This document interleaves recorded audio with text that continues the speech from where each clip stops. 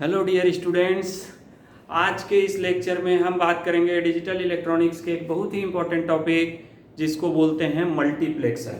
तो जैसा कि इसके नाम से ही पता है कि इलेक्ट्रॉनिक्स एंड कम्युनिकेशन इंजीनियरिंग में मल्टीप्लेक्सर की बहुत ज़रूरत पड़ती है। अगर एग्जाम्पल के रूप में हम बात करें तो हमारे किसी एक सिटी का एग्जाम्पल ले लेते हैं। लेट सपोज कि भोपाल है, तो भोपाल में कितने नंबर ऑफ टेलीफोन सब्सक्राइबर होंगे, और अगर वो इंदौर तक की लाइन कनेक्टेड है, मतलब भोपाल से कोई पर्सन इंदौर कॉल करना चाहता है, तो कंडीशन यही बनेगी कि हर एक पर्सन की लाइन भोपाल से इंदौर तक इंडिविजुअल कनेक्ट की जाए, जो कि बहुत टिपिकल होगा। तो हमारे लिए बेस्ट प्रैक्टिस क्या है कि भोपाल के जितने भी सब्सक्राइबर्स होंगे, लेट सपोज कि भोपाल में ऐसा एक्सचेंज है और इससे एन नंबर ऑफ सब्सक्राइबर्स हैं, तो ये सब आपस में मल्टीप्लेक्स हो जाए और एक सिंगल लाइन बाहर निकले, ठीक है। और इस सिंगल लाइन को मैं इंदौर तक कनेक्ट कर दूं तो ये बहुत ही इजी रहेगा हमारे कम्युनिकेशन सिस्टम के लिए।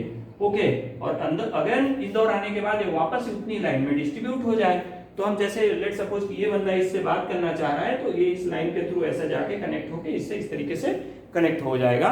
और इस प्रोसेस को कम्युनिकेशन सिस्टम में बोला जाता है multiplexing and demultiplexing. Similarly digital electronics में भी सिग्नल के लिए मल्टीप्लेक्सर और डीमल्टीप्लेक्सर पढ़ते हैं।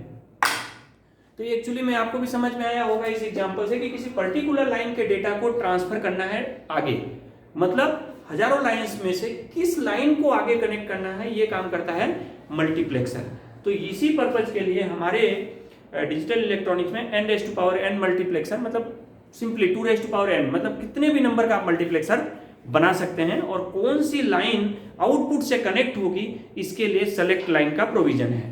लेट सपोज कि आपके पास ये डिवाइस है जो कि n×1 मल्टीप्लेक्सर है। n×1 means n number of input है, उसमें से केवल 1 ही आउटपुट होगा। आप देखेंगे आउटपुट की तरफ सिंगल ये है और ये सारी इनपुट लाइंस हैं।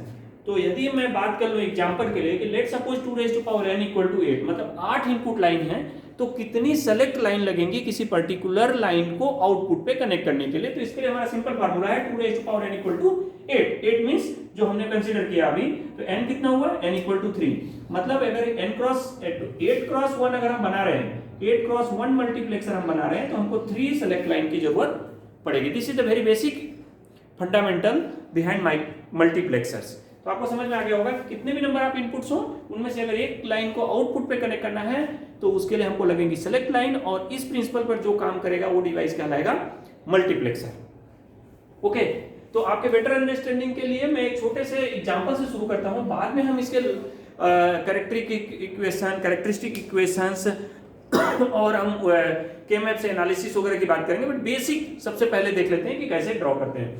तो लेट सपोज कि हमने 4×1 मल्टीप्लेक्सर बनाया, तो हमको क्या बताया गया 4×1 में, जैसा कि हमने समझा कि 4 जो है हमारे नंबर ऑफ इनपुट लाइंस हैं, 1 जो है हमारा आउटपुट लाइन है, ठीक है। तो ये हमारा 1 आउटपुट लाइन है जिसको हमने कंसीडर कर लिया y, D0, D1, D2, D3 हमारे 4 इनपुट हैं। और अब हम निकाल सकते हैं कि कितनी सेलेक्ट लाइन होंगी। तो हमको पता है कि अगर 2⁻n = 4 है यहाँ पे, तो n = 2 होगा। इसका मतलब क्या होगा, सेलेक्ट लाइन जो लगेंगी वो 2 लगेंगी। तो हमने उसके लिए क्या कर लिया, S0 और S1 दो सेलेक्ट लाइन ले ली। अब हम जैसा कि थ्योरेटिकली बताया मैंने आपको कि इन दोनों की कंडीशन ये डिफाइन करेगी कि कब ये लाइन इससे कनेक्ट होगी, ये कनेक्ट होगी, ये कनेक्ट होगी, या कौन सी line at a time, single line, दोनों लाइन नहीं होगी, एट ए टाइम पे सिंगल लाइन कोई इनपुट से आउटपुट तक कनेक्ट होगी। इसका डिसीजन S0 और S1 के बेसिस पर होगा। तो हम कैसे देखें, तो हम इसका एक टेबल बना लेते हैं। तो टेबल में हमारे पास दो कंडीशन बढ़ गए, एक तो सेलेक्ट लाइन और एक आउटपुट, कि भाई सेलेक्ट लाइन पे हम क्या लिखेंगे तो आउटपुट पे क्या आएगा। तो जैसा कि आप देख पा रहे होंगे, सेलेक्ट लाइन में हमारे पास क्या है, S0 और S1 दो ही हैं, तो हमने यहाँ पे लिख लिया S0 S1, और इस तरफ हमने Y लिख लिया। अब हम बता पाएंगे कि कब कौन सी लाइन कनेक्ट होगी। तो आप देखिए 0 0 0 1 1 0 और 1 1। तो आप देखेंगे कि जब भी 0 0 होगा, 0 0 अगर को हम डेसिमल में करें, आपके लिए आपकी कन्वीनियंस के लिए, इजी समझने के लिए आप ऐसा समझ लिए कि अगर दोनों 0 0 है, इसका मतलब है 0th line. Means 0th line जो सबसे पहली लाइन होगी वो आउटपुट से कनेक्ट हो जाएगी। 0 1 जो होगा उस समय फर्स्ट लाइन कनेक्ट हो जाएंगे, 1 0 स्टैंड फॉर 2 तो सेकंड लाइन कनेक्ट हो जाएगी, और 1 1 मींस 3 तो थर्ड लाइन कनेक्ट हो जाएगी। इसी तरीके से अगर 8 2 1 बनाए होते तो कितनी सेलेक्ट लाइन लगती, 3 सेलेक्ट लाइन रहती और वो आगे कनेक्ट कर देती।